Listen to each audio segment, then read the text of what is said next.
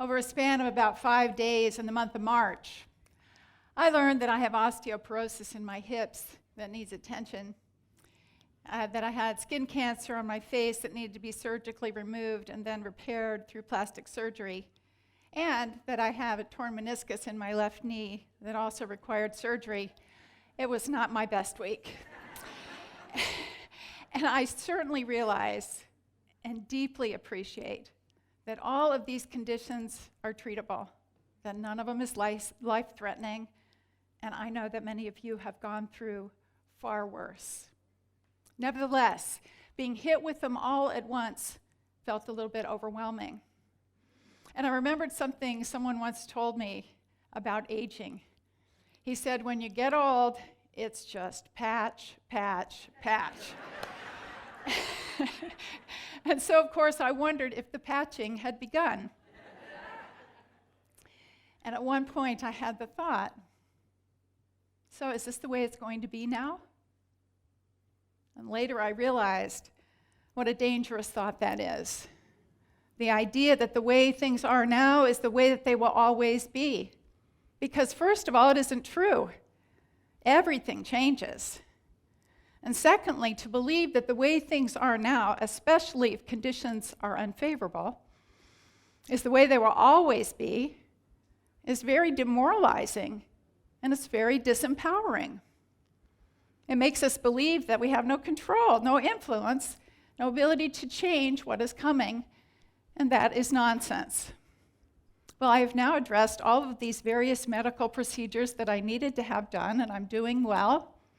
But it occurs to me that a lot of what I was feeling during that period of time is similar to what many of us are feeling these days in a different context. We're being hit with a lot all at once, and we're getting worn out from it all. So let's just consider for a moment all that we are dealing with right now in this country. Mass shootings on a weekly, sometimes it almost seems like a daily basis. Thank goodness for those inspiring marches and protests all across the country yesterday, advocating for sensible gun reform.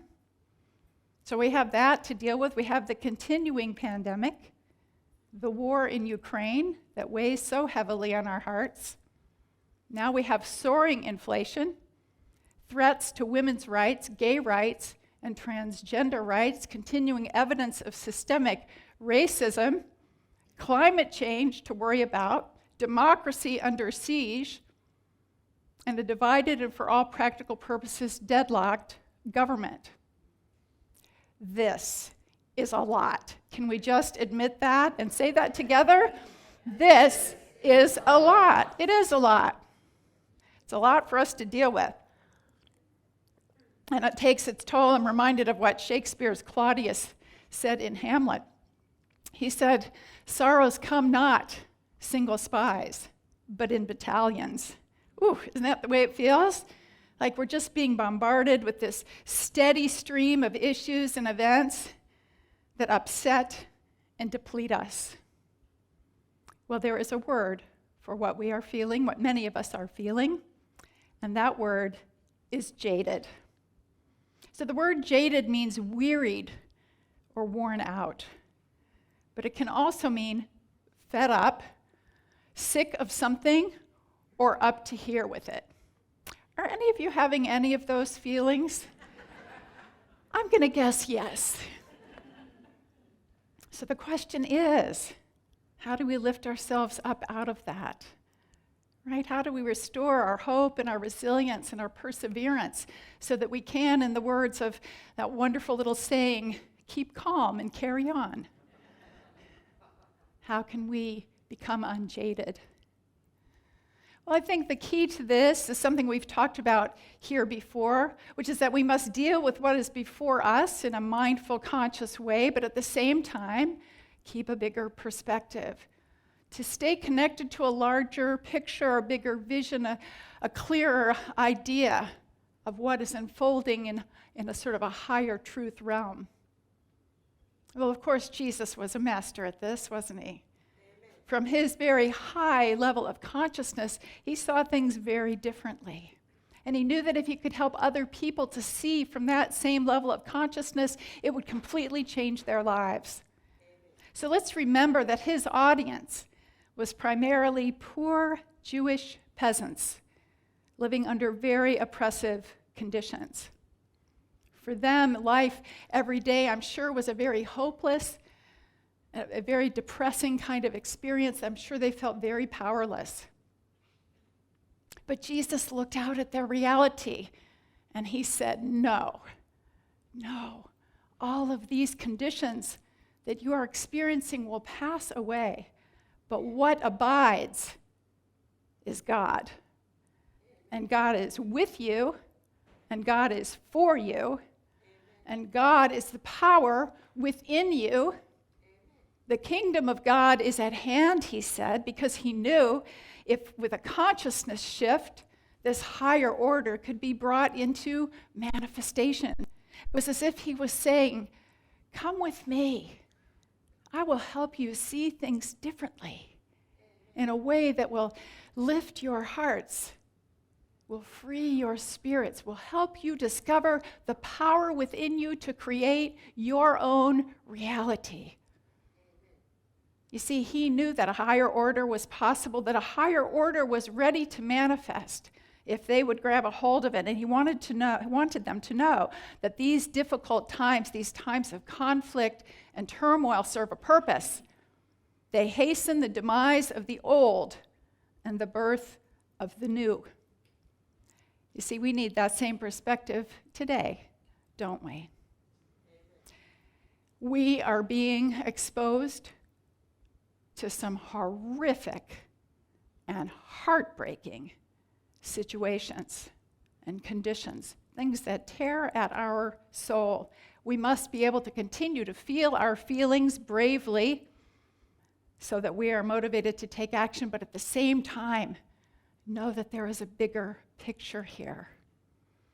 That indeed, through all of this conflict, all of these difficulties, all of this heartbreak, a higher consciousness is trying to break through.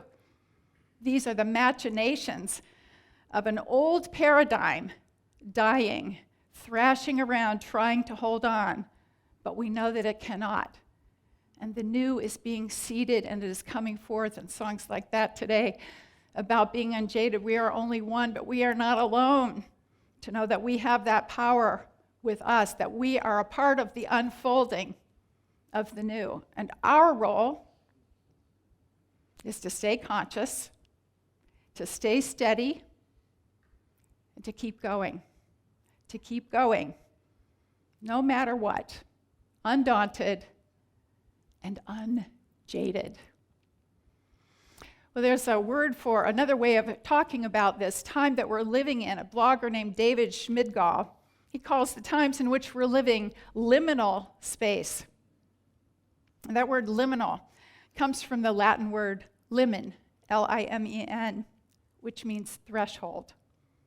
Liminal space is like being on the threshold of something new, but not quite there yet. It's like being suspended between what was and what is next. That's how it feels right now, isn't it? Like we're on the threshold of something we're just can't quite kick over into that. Many of us experience the same kind of liminal state when we go through a major change in our lives, whatever that might be, loss of a job, loss of a relationship, change in careers, illness, the birth of a child, the loss of a loved one, moving to a new place. We feel that unsettled state of being in between. And the additional factor right now is that the pandemic has thrown nearly everyone into that in-between world at the same time.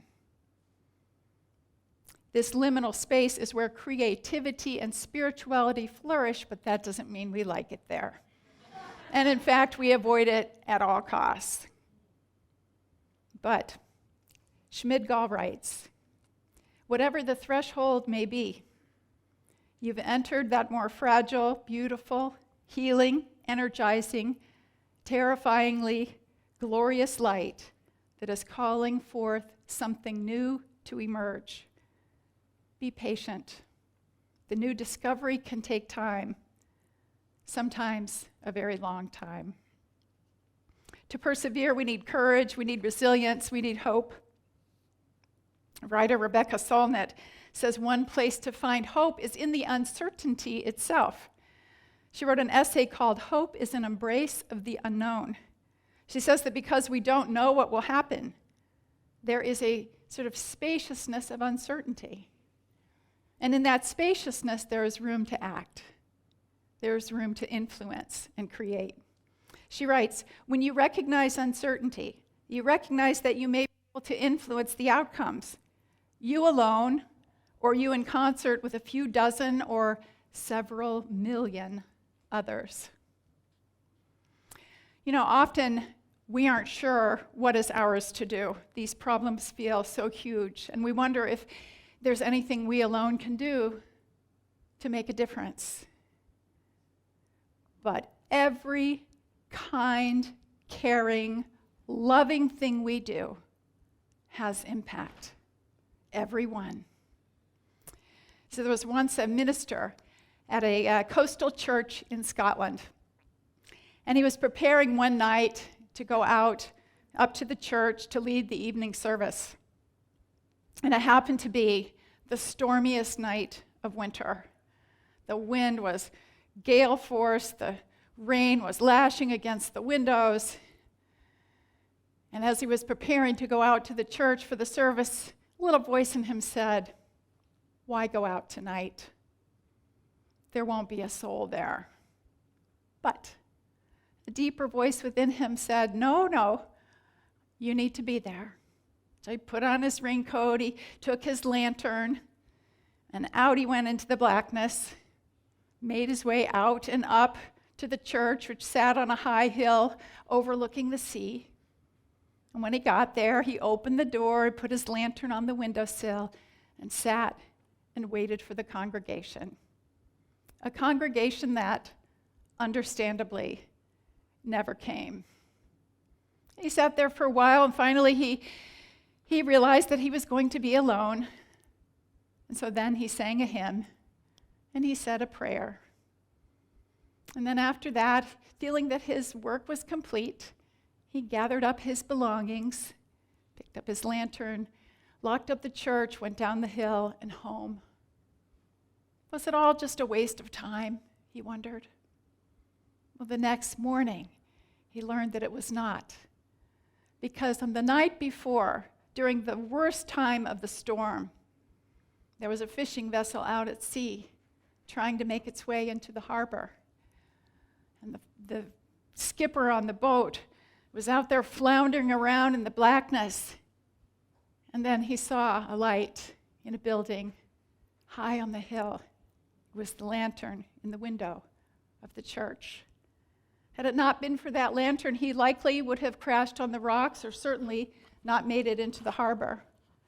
But because of the steady stream of that one small light shining from the church, he was able to navigate his way and safely come into port. All because the minister followed through and let a light shine that evening. It's a great lesson for him, and it's a great lesson for us. That any time we shine a light into the darkness, it makes a difference. It touches someone. It helps someone. And when we all shine our lights together, we are a force to be reckoned with. Together, we can do big things to shift the course of human events, and we certainly had evidence of that this past week when so many of you opened your hearts and donated to Laura and Travis and Grace and Davis after they lost their home last Monday. And kudos to Alicia Flores sitting over here within hours of that fire that destroyed their home, had a fundraiser up so that we could all band together to help them to rebuild your lives and rebuild your home. You are so loved, and it feels so good to give to you. And thank you all for that love and support. You know, in these difficult times, we can't afford to be jaded. We can't, because the world needs us. The word jaded implies tired, and we are tired. We're tired, aren't we? It's okay to be tired. It's okay to take a breather from the intensity of all of it, to relieve a little mental anguish by moderating your news intake, spending time in nature, connecting with people you love who fill you up, doing hobbies and things that mean something to you, hanging out at Unity Renaissance, looking for sources of joy and laughter. All of these are ways that we take care of ourselves, and take care of ourselves we must, so that we can keep going. We must keep going. And by that I mean be engaged, care, shine our lights, do what we can do. We must and we will, because we are stronger. We are stronger than we know. We are more resilient than we give ourselves credit for. And we are more deeply committed to our ideals and our values than we have even yet to realize. Rather than giving up, we must rise up. And when I say rise up, I mean let spirit fill us, let spirit rise within us, stay connected to that higher power so that we can be the shining beings that we are. I'd like you to take a moment to just think about whatever challenge you may be facing in your life right now, whatever's uppermost on your mind. And I would like you to repeat after me. Think of it. Think of the challenge. And now say this. This will not defeat me. Together. This will not defeat me. I am unjaded. Together. I am unjaded. Say those together with me one more time. This will not defeat me. I am unjaded. And now hold that same knowing for our country. That what is going on right now will not defeat us. That there is something within us, something stronger even than we realize, something that will come to the forefront. I think about how often our great nation has been tested, how often I'm sure we've been on the brink of what seemed like impending disaster or the end of the republic. Yet, as Christopher Naughton likes to say, there is something in our DNA. There's something in the American soul that knows who we are, that is committed to democracy, justice, and equality, though we have displayed that imperfectly. So although there has been injustice that needs to be corrected, horrible things have happened, but we still hold to those principles. They are a part of us, and they are continuing to grow in power. We are of that, we are part of that, and it is part of us, and we will carry on. We will carry on because we are part of an evolutionary leap in consciousness. No one said it was going to be easy, but we're up to that task. The most revolutionary thing we can do right now is to keep going. And with that in mind, I'd like to close with what I find to be an incredibly inspiring poem by Maya Angelou. It's one that the Unity Sisterhood has been circulating. It's called Continue. And it's a bit of a long poem, so I invite you to just relax, and we'll go straight from the poem into our meditation. Continue by Maya Angelou. My wish for you is that you continue. Continue to be who and how you are, to astonish a mean world with your acts of kindness. Continue to allow humor to lighten the burden of your tender heart. Continue in a society dark with cruelty to let the people hear the grandeur of God in the peals of your laughter. Continue to let your eloquence elevate the people to heights they had only imagined. Continue to remind the people that each is as good as the other and that no one is beneath nor above you. Continue to remember your own young years and look with favor upon the lost and the least and the lonely. Continue to put the mantle of your protection around the bodies of the young and defenseless. Continue to take the hand of the despised and diseased and walk proudly with them in the high street. Some might see you and be encouraged to do likewise. Continue to plant a public kiss of concern on the cheek of the sick and the aged and infirm, and count that as a natural action to be expected. Continue to let gratitude be the pillow upon which you kneel to say your nightly prayer, and let faith be the bridge you build to overcome evil and welcome good. Continue to ignore no vision which comes to enlarge your range and increase your spirit. Continue to dare to love deeply and risk everything for the good thing. Continue to float happily in the sea of infinite substance, which set aside riches for you before you had a name. Continue, and by doing so, you and your work will be able to continue eternally.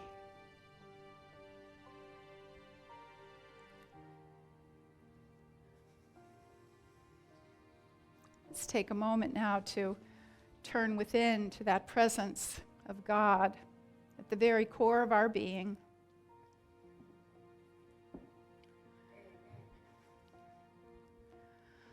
Just take a nice big deep breath in. Release. Release into this presence, this oneness, this golden thread that runs through all of us.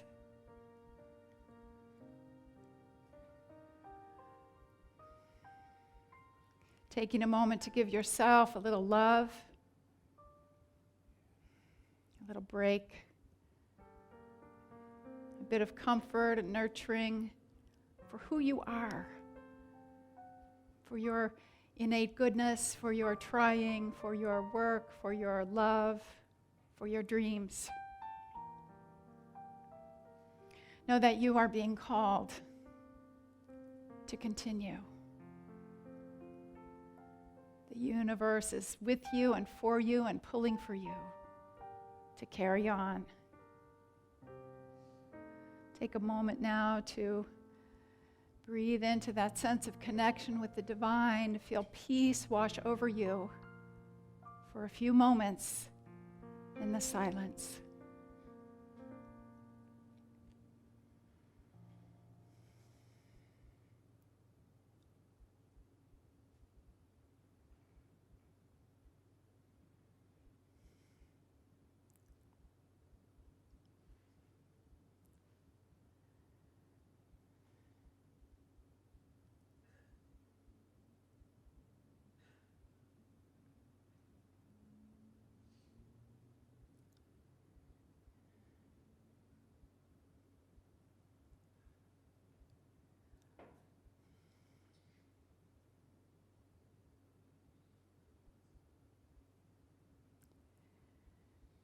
In this liminal, in-between space in which we find ourselves, we continue consciously to praise the good, to look for the good, to behold the good, to give our good, to hold to our faith that better days are coming, that Spirit is in charge here, and we are ready to do our part.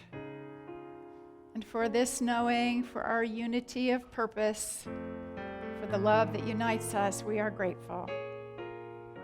Thank you, God. Thank you. And so it is. Amen.